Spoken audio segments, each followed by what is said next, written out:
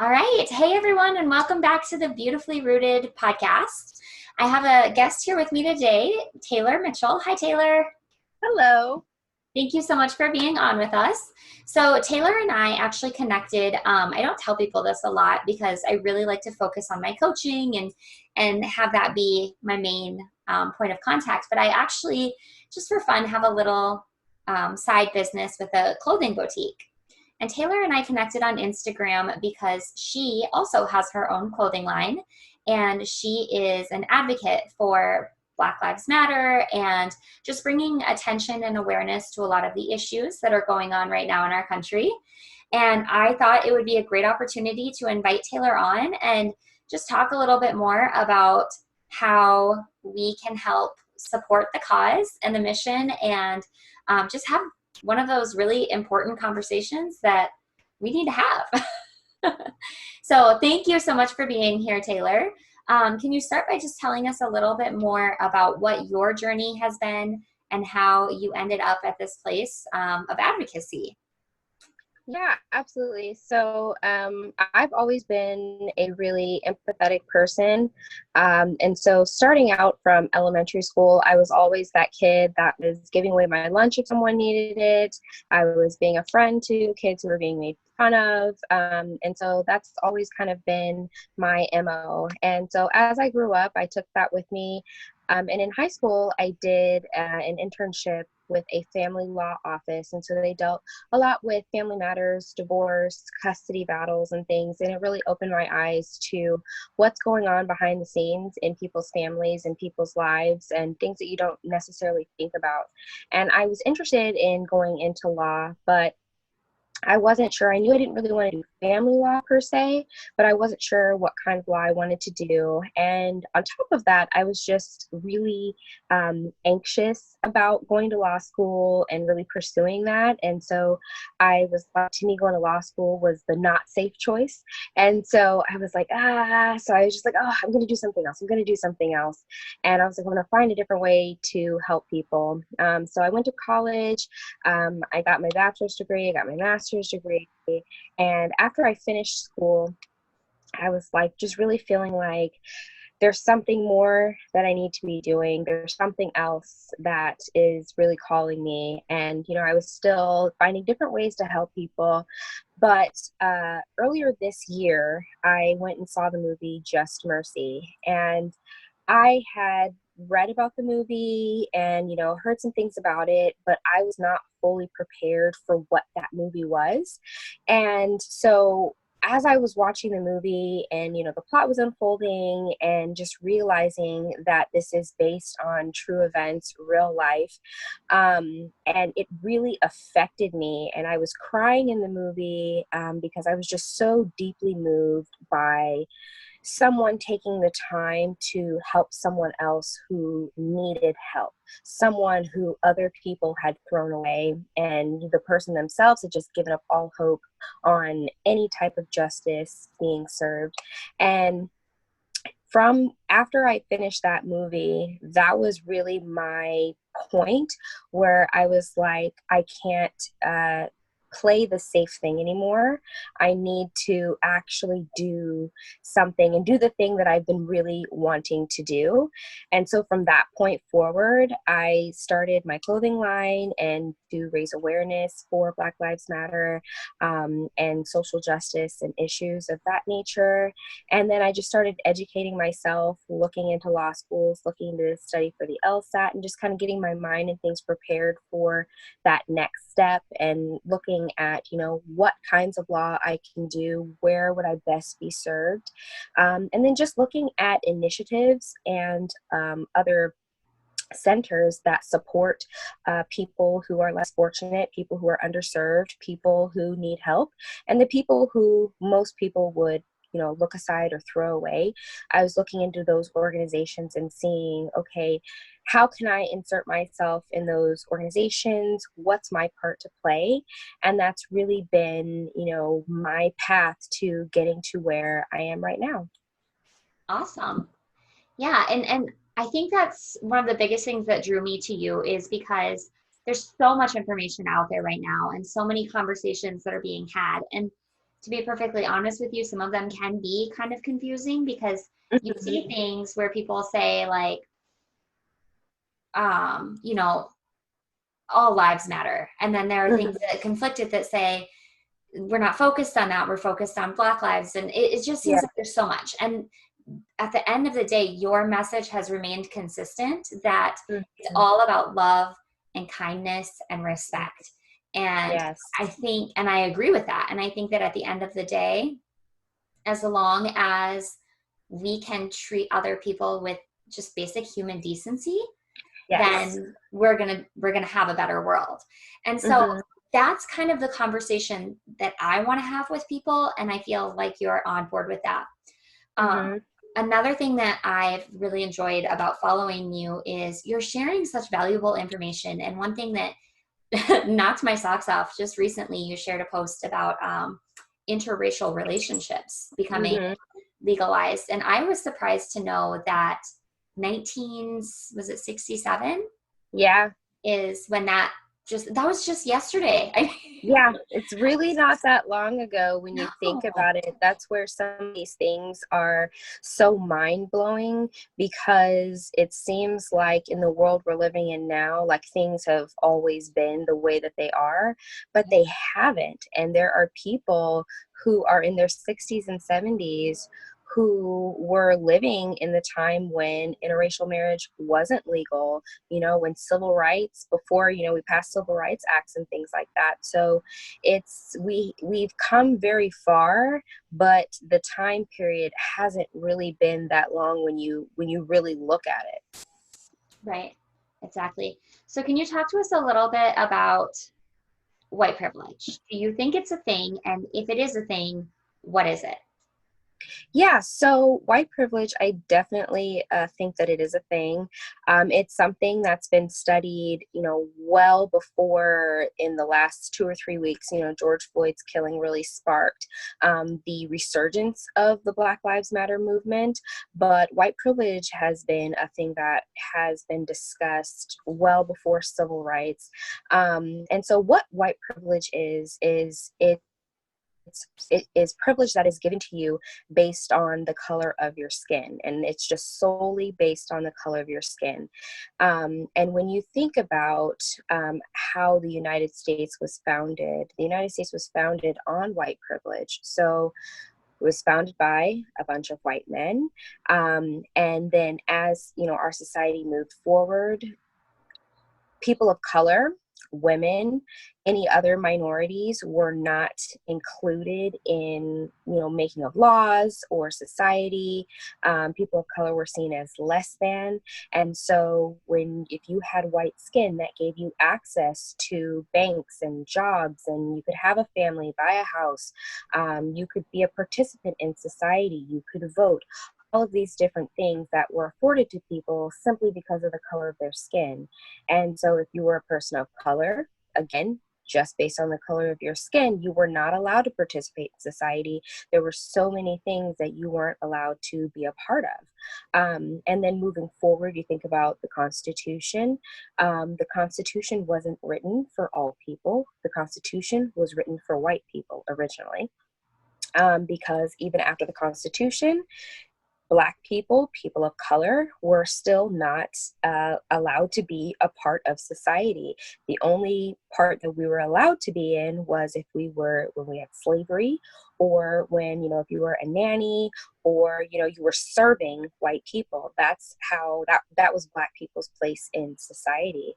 And so moving forward, even after civil rights laws were passed, white privilege is still very much a thing moving forward and into today, because it's systemic. So it's racism is not only something that is personal, something that you learn, something that you act out, but it's also built into the systems of our country, our education system, our financial system, our socioeconomic systems. And so white privilege has set white people up for success for the most part. When you go for a job, someone who is white tends to get the callback.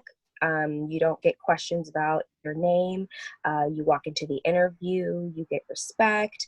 And even in, buying a house or buying a car or just anything that you're going to go and do, when you have white skin, people are laid back, they're calmer, they are more apt to interact with you and do business with you, to loan you money, different things like that, simply because white has been perpetuated as good and color of any kind as bad. So it's kind of like safe and not safe. And so that's really what white privilege is in a nutshell. It's just you having access to things and having a privilege, simply based on the color of your skin. And I've been telling people that white privilege isn't necessarily a bad thing. And so when I've been talking to certain white people, they've been getting extremely offended because they're like, oh, white privilege. You're just saying like I've just had this leg up in life and, I don't have to work for anything and I never, and it's like, that's not necessarily what it is. You can definitely use your white privilege to get ahead. You can use it to hurt people. You can use it to put people down, but you can also use white privilege for a good thing.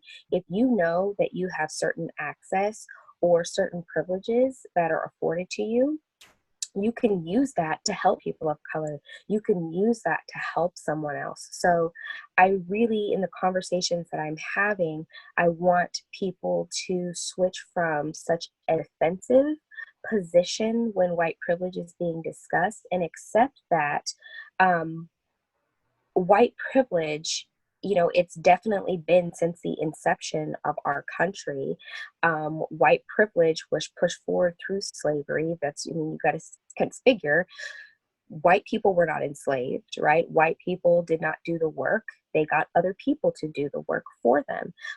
But as we've moved forward and civil rights acts have been passed, the white privilege that people have can be used for good. It can be used to give love and show kindness, to show respect, to give a helping hand to someone who you see needs help. And so I think that that's really important in the topic of white privilege, that people understand that it's not always a bad thing to have white privilege. And we all have some type of privilege based on the color of our skin, but white privilege has just always been that thing where it's almost like an unspoken, type of thing where you don't necessarily hear people going, well, I've got white privilege, so I'm going to do X, Y, and Z. It's just been so ingrained in our culture, in the attitudes of people and how people were raised, and just systemically how it's been handed down and into each part of each layer of our society, that I think some people don't realize they have white privilege because they've lived white privilege. And it's not something that you say. It's not something that you necessarily, like have a concrete like data, or you see like, oh, this is white privilege. And so I think having this conversation now is really good because it's opening people's minds to thinking, what privileges and opportunities have I been afforded based on the color of my skin? Right. And for me, at least the example that I have of it, and because I've been having the same conversations with people, Mhm. in that I have some friends that have children, Black children, and Mhm. they've shared stories with me. I have a friend that said she had a man on the airplane that he called the flight attendant. He wanted to move seats because he did not want to sit next to her toddler, who's this Mhm. small Black child, and this grown man was just having a fit, and he was Mhm. using foul language, um, Mhm. and just calling the child names and stuff like that. And I said, in my opinion, I think the privilege is that I've never had to deal with that. I've never had to have somebody call my child a name in front of my face. And Mhm. not one single person on that plane said anything to the man. They let him move, they let him change seats. Somebody volunteered to trade with him. And she smiled kindly at him, and the other people were just kind of like, and I said, in my opinion, that is white privilege. The fact that I've never had to deal with that situation. Or, I had another friend who said that someone spat at her child as they were walking into Walmart. I've never Mm-hmm. had to deal with that. That is my privilege. Mm-hmm. And it wasn't, the kid wasn't doing anything wrong. It was Mm-hmm. just that he was different. Mm-hmm. And yeah, so that's what it is in my opinion. And for me and my family, one thing, and it doesn't compare at all, but it's been a great learning tool for us, is my daughter has vitiligo. Okay. Not sure if you're familiar with that or not, but it's basically where there are patches of her skin that don't have pigment in them. Mm-hmm. And it started on her arm, I think, when she got her flu shot for the first time. It all of a sudden she got this big white spot. And eventually it's a very symmetric skin condition. So usually if you get Mm-hmm. it, like if you get it here, you get it here. Um, Okay. so it turned into, she calls it a butt mark. She said it looks like a butt.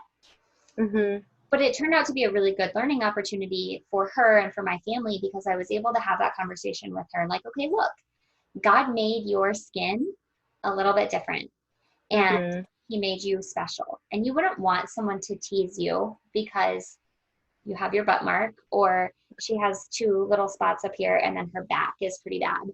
But I said, you Mm-hmm. wouldn't want someone to tease you about that or treat you different because God gave you special skin. So it's Yes. never okay for you to judge another person because God gave them special skin. And Mm-hmm. that ended up being a really good way to have that conversation with my children and in my house. But do Mm-hmm. you have a way or a recommendation for how, because I know none of my friends are going to want to instill this hatred or this fear in their children, Right. but maybe they don't know how to have that conversation. Do you have any recommendations for them? Yeah, so I think the first thing I would say is start young because children are picking up things as babies.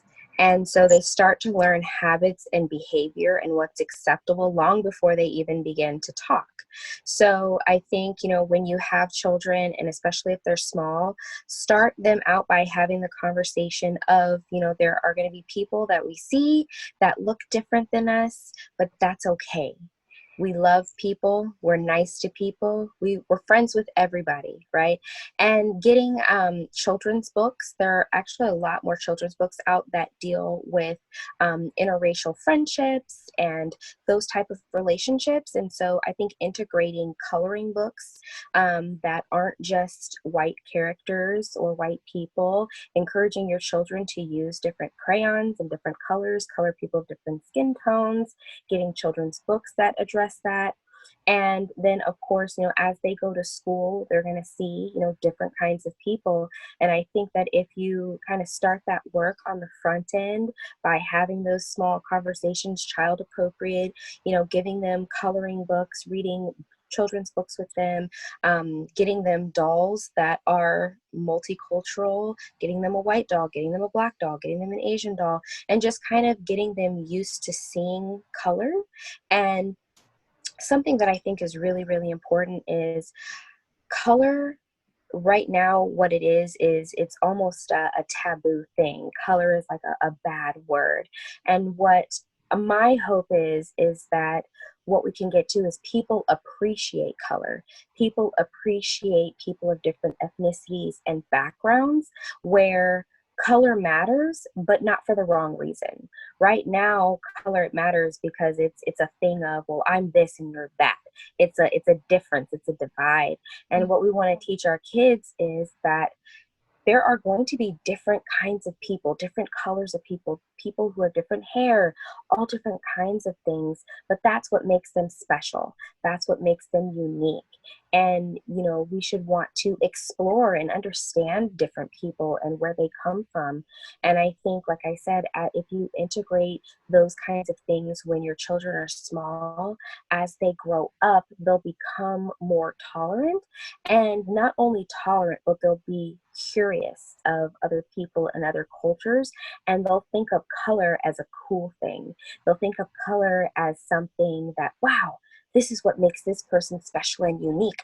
I want to be their friend. I want to learn more about them, you know, and it opens that conversation even amongst kids.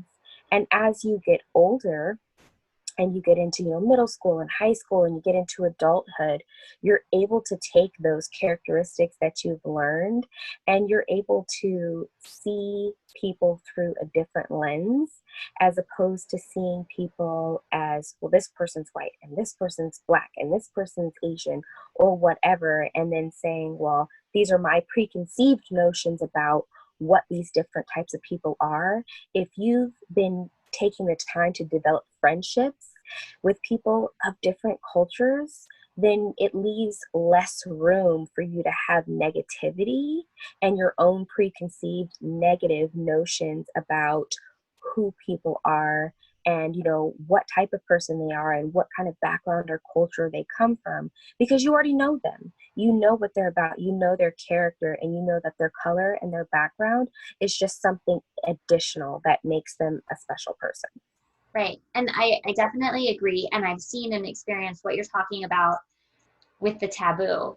Um, Mm, for example, and I don't remember, I think I was at work or something, but somebody was trying to describe a person to me. And they're like, you mm, know, she's got black hair and she wears glasses or whatever, you know, they're like mhm, describing all of these distinguishing features. And I'm like, mhm, I don't know who you're talking about. I can't picture her. And then mhm. finally someone was like, she's a black woman. And I was like, oh, I'm like, were you afraid to say that she was a black Yeah. woman? But it seemed like they just like didn't say that because I don't know if Mhm. they were trying not to be offensive. And I'm like, it's okay. Yeah. It's okay to say that somebody is a Yeah. black woman or a black man. You're not being racist at that point. At that Mhm. point, you're maybe being a little bit ignorant. Mhm. You It's know, more color is the descriptor in that, you right. know, Yeah. I'm circumstance. like, Yeah. it's not a bad thing that Right. they have brown. Do you prefer brown or black skin? I say black. Yeah. Yeah, it doesn't really matter. I kind of funny story, but I had someone a couple weeks ago. They were saying, "You're not black. You're brown. Black is bad." And I'm like, "Well, no. It's really how you refer to yourself is how you refer to yourself in general. You're gonna hear African American or black, and technically." Black is the more correct term, just because African American is more when Africans became Americans. That was African American, Right. and where now we don't really have a lot of, you know, we don't have necessarily native Africans coming here, you know, being enslaved and then becoming Americans. So technically, black is the more, I guess, correct term, but brown, black, African American, to me, doesn't matter. A woman of color. Yes, woman of color. Any of that. Yeah.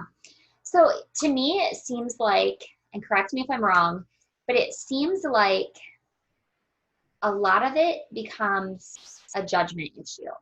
And I Mm, feel like judgment is almost out of control right now. yeah. And I feel like social media plays a big part of that, but also a lot of it is just probably a lot of what we were raised with. Because at some point down the line, like probably my ancestors had slaves. I don't know. We don't like nobody's ever talked about that, but Right. I assume somebody did. And then they pass that concept down to their children that like these people are not worthy of whatever. And then they pass that down and then they pass that down. And it's up to us to be like, hold up.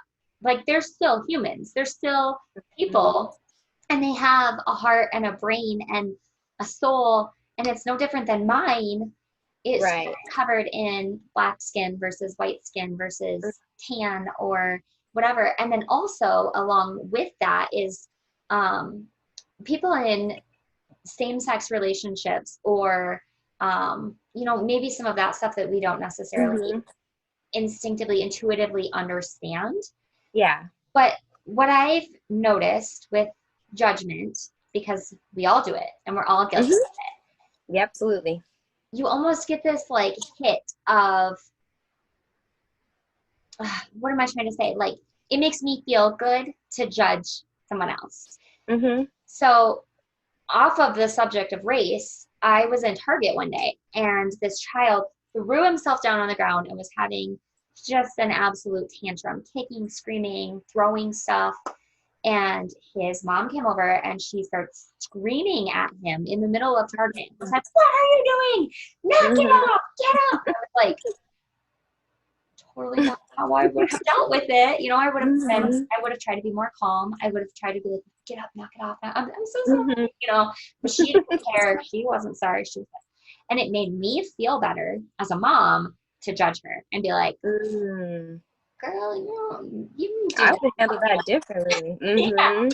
And then I kind of realized, like, I don't know what she's going through. I don't know that maybe this kid is, doing this sort of stuff, or maybe it's just, I don't know. I don't know the situation. And so it's not fair Mhm. for me to judge, but I did because it made me feel better. And I think that that's Mhm. kind of a lot of what's going on. Like the whole Colin Kaepernick thing, it's Yeah. easy for people to say, that's not how I would have done it.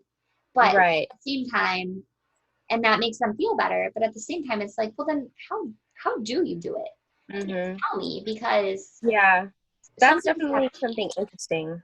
I think that when people are saying, that's not how I would do it, and typically when you do ask them the question, well, then what do you do?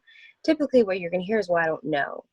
And so it's like, okay, so you want to judge and you want to say this is wrong or this isn't how you would do something, but you don't have a clear picture or even a remote idea on what would be the quote unquote right way to handle something. And I think that has a lot to do with we all seek to justify ourselves. We all seek to, find the things, like you said, that make us feel good about what we do or what we would do, and so that's something that's just a part of our humanity. And it's almost like a self preservation thing. You're looking out for yourself, you know? Um, and so I definitely agree that with social media and just, media in general, that is convoluting a lot. And so you're hearing a lot of different messages and a lot of excuses and justifications and different things like that. And to me, that's what makes it hard and sometimes confusing to have conversations, because people are just trying to defend themselves. And instead of kind of taking a step back and being able to say, okay, this is what I think. Let me hear what you think. Let me try to listen and not listen to reply. Because when you're listening to reply, you're not really listening. You're just making mental notes of what your next few, bullet points are going to be, so that when it's your turn, you can just shoot holes in that other person's argument, as opposed to saying, oh, I had never really thought of it that way, or, oh, thank you for sharing, or, oh, okay, like, I still believe what I believe, but I can see where you're coming from. More of, those types of things is how I think we're going to be able to progress in the conversations that we need to have. But right now, people are just so in defense mode, and it's understandable. Like it's totally understandable, because nobody likes the finger pointed at them. No one likes to be exposed. No one, when you really think about it, whether it's constructive criticism or destructive criticism, no one likes criticism. So when you're having to hear about something that is a part of you. So when I've been having conversations with white people, they get very offended because they're like, well, I'm white and you're talking about people that are white, and the conversations that we're having are about the way white people have treated people of color. And what I've been saying is, yes, we are talking about how white people in general have treated Black people and how different laws in our countries are set up to um, more so target people of color, or be, just make it harder for people of color. It's not against you personally, and that's where I think people have to start to examine themselves and say, if it's not you, then it's not you. If you're not part of the problem, then you're not a part of the problem, and that's not who we, in terms of the Black Lives Matter movement, that's not who we're talking about. We're not talking about white people who have been standing up for Black people, white people who are doing really great things. We're not talking about white people who have been our allies. That's not who we're talking about. And so I definitely understand, like I said, how people are getting offended, and they're, getting very guarded, and their walls are up, because yes, we are talking about white people. And yes, we are talking about the treatment of Black people. And so when you're hearing your race being spoken of and you're like, that's me, I can see that. But again, you have to start to say, okay, That's not me. this is not a personal, yes, this is not me. This is not a personal thing against me. And there can be people in my particular race who are doing something wrong. And I can be okay with saying, that's them. I don't support that. I support this, or I'm standing up for this. It's okay to have a criticism of a particular person or a particular race or a particular action or what have you. So that's kind of where I've been trying to get people to calm down, in a sense, because I do agree things are very, very just volatile right now. And so I think just people really have to start to, it's a self-reflection kind of thing, because I can tell you, hey, it's not you, it's not you, it's not you. But until you believe in your heart and you come to terms in peace with that, it's not me, then you're going to have that, judgmental reaction, and you're going to have that rise up. Because I think that when we get offended about something, deep down, it's our ego that's being offended. It's like you said, it's what we've been taught, it's our beliefs, it's all the things that make us us. And when you challenge the very fabric of someone's being, when you challenge what they've grown up to believe, or even subconsciously things that they don't even realize that they think or that they believe, our egos, they get bruised. And so it's really, really hard when your ego gets bruised, because you're just like, self-preservation, self-preservation. Well, and I think too, on the flip side of that, a lot of people say, well, okay, you want to point fingers at me or whatever. Well, I don't think that the rioting is okay and the violence and all of this sort of stuff. But I think that you would probably agree that, yeah, no, the violence and the rioting is not okay. And that's not what you're trying to perpetuate. We're trying to talk about, how can we do this? How can we link arms and move forward progressively so that we can get to a mutual place of respect and understanding and humility and just human kindness. Absolutely. And I think that what that looks like, or at least in my experience, and the reason that I wanted you to be on today, is because I think that, and back me up here, but for me and for my culture, the white people in my culture, it's not about like, what are we doing wrong?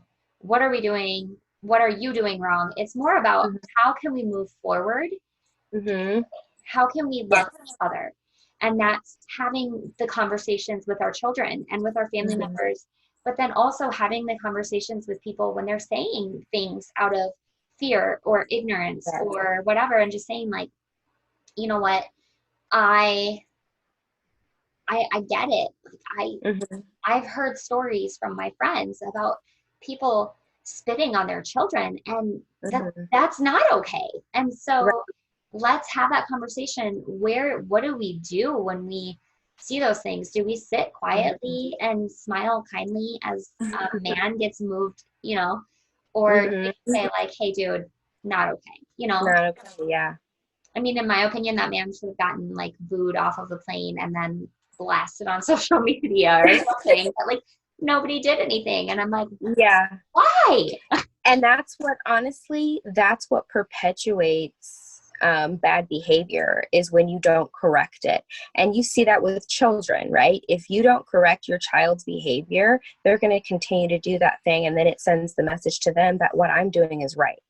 Right. So I definitely think moving forward, when you see a situation that's not right or somebody that's being treated unfairly, yes, the culture that we have now says be quiet, smile, look away, and you just kind of hope things, calm back down quickly, and then everybody can get back to normal and go back to their peaceful lives. But what people need to do moving forward is definitely, when you see something that's unjust or not right, or someone who's being treated wrong, whatever the situation may be, do what you can to step in and stand up for that person, because sometimes in that moment, who's ever being picked on or whatever, they may not feel that they have the voice or the ability to stand up for themselves. And if they think that they're surrounded by people who don't care, or they think that they're surrounded by people who just aren't going to say anything and they're just going to turn a blind eye,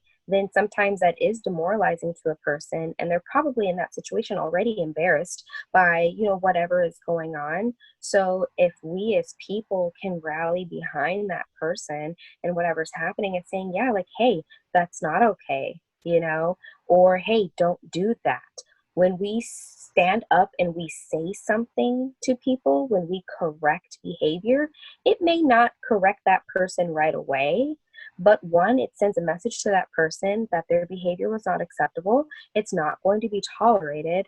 And hopefully the hope is, moving forward, it will cause that person to think for the next time that that behavior wants to rise up.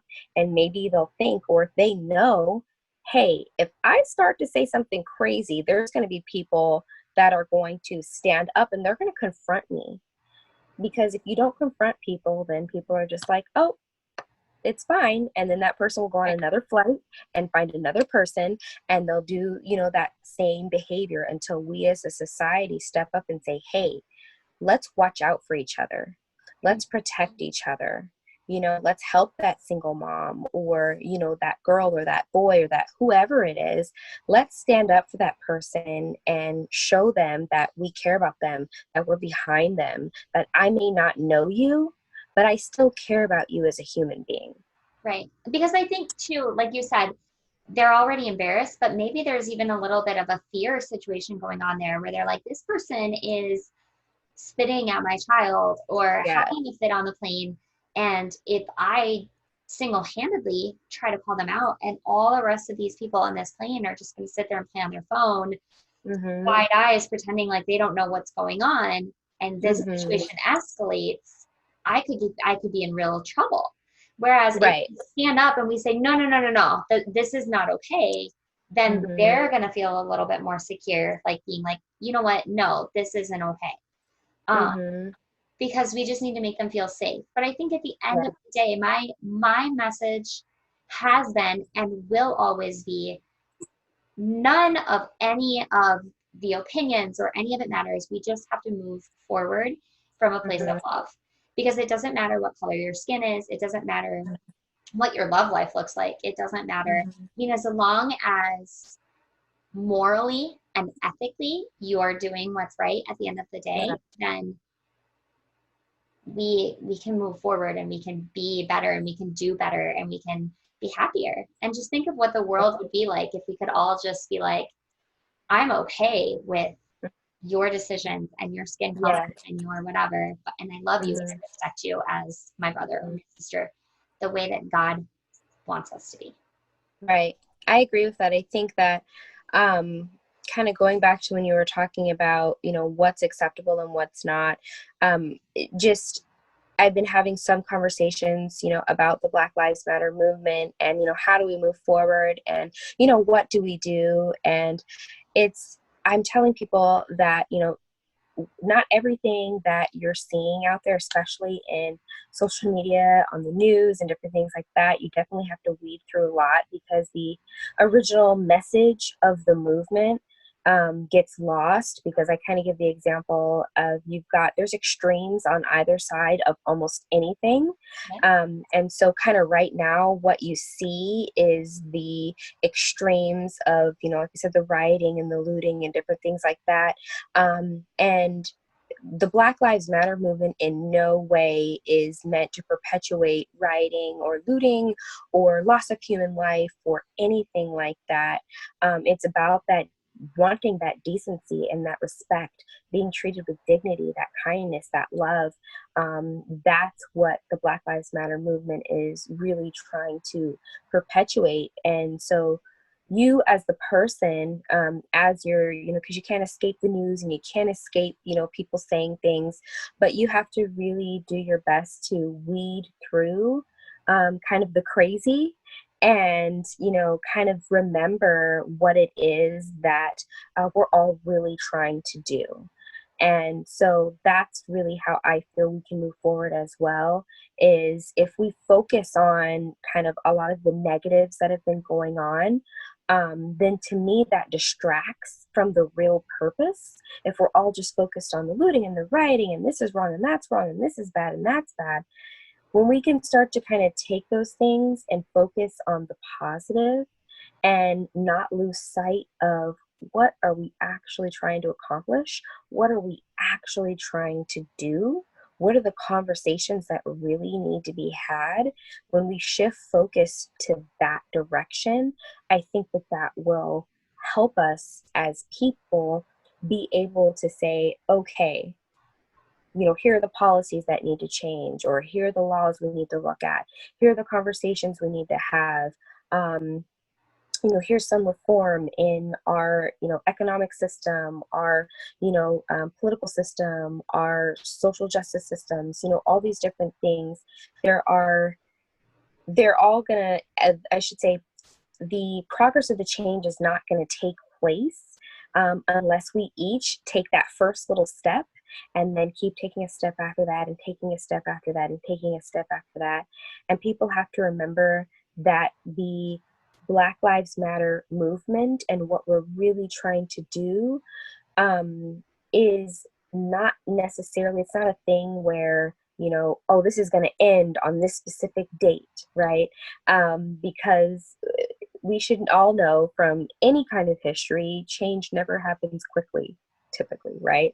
So as we're trying to make these changes, I'm asking for people's patience, and I'm asking for people to keep their hearts and minds open, and to perpetuate the conversation and to keep being an active participant and not losing hope or faith in what's going to go on, because sometimes things have to get worse before they get better.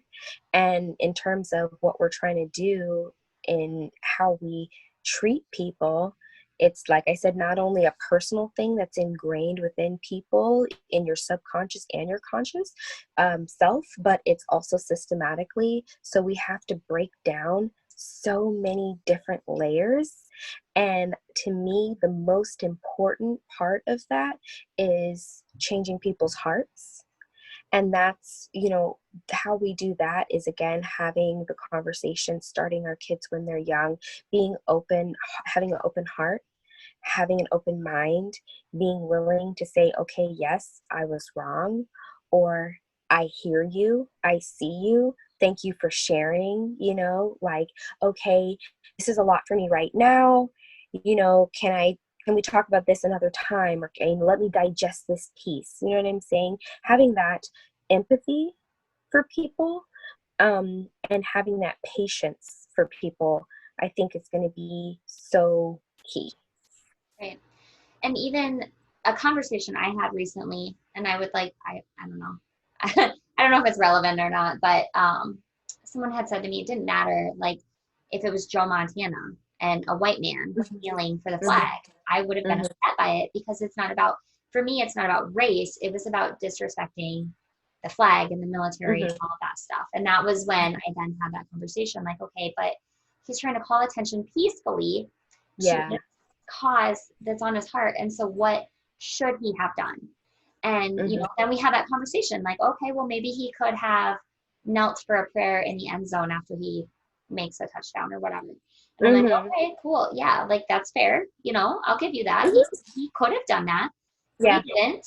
And at the same time, I don't necessarily feel like it was 100% disrespectful, because he could have Mhm, turned his back on the flag He could have sat and played on his phone during the national Mm-hmm. anthem, but he didn't. He still faced the flag.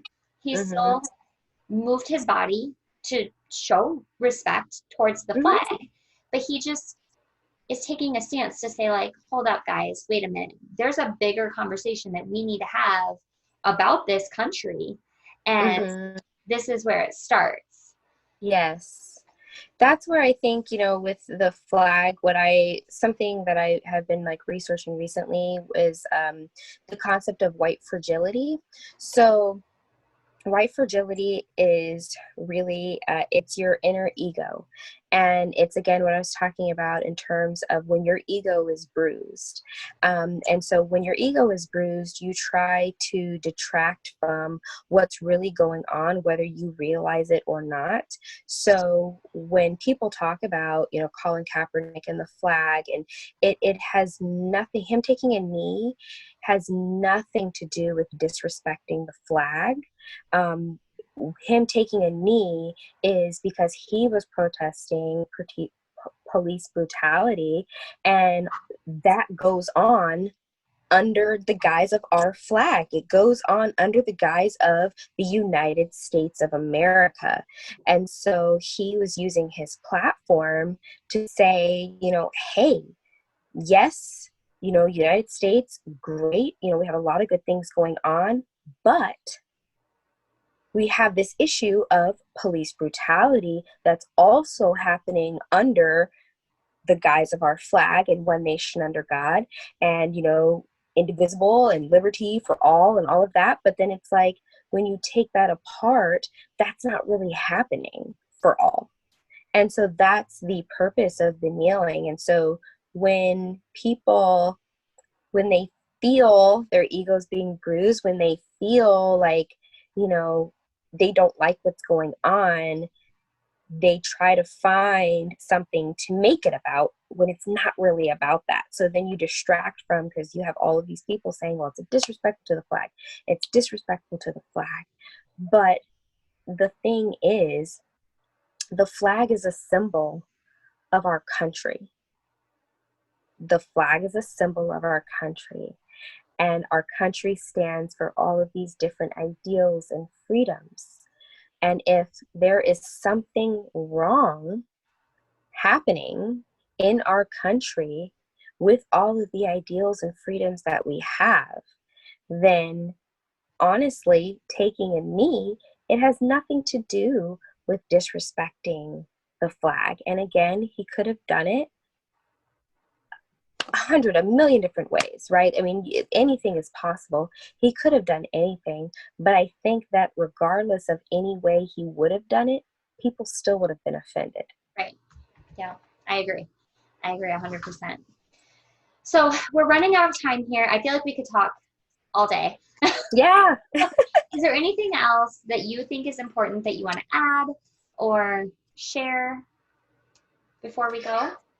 Yeah, so I think just wrapping up, for people, I've been saying, educate yourself on what the Black Lives Matter movement is. Again, be careful of watching the news and social media and not getting caught up in, every conspiracy theory and all these different things and all of the negative, but try to remember what the Black Lives Matter movement is about, and spreading love and kindness and positivity and acceptance and being treated with equality and fairness, and what we're trying to get our country to do, and remembering your part, and thinking about what you can do to be a part of the solution, and addressing personal racism that we have within ourselves that we perpetuate as people, and then systemic racism in terms of what is ingrained in the different layers and aspects of and institutions of our society.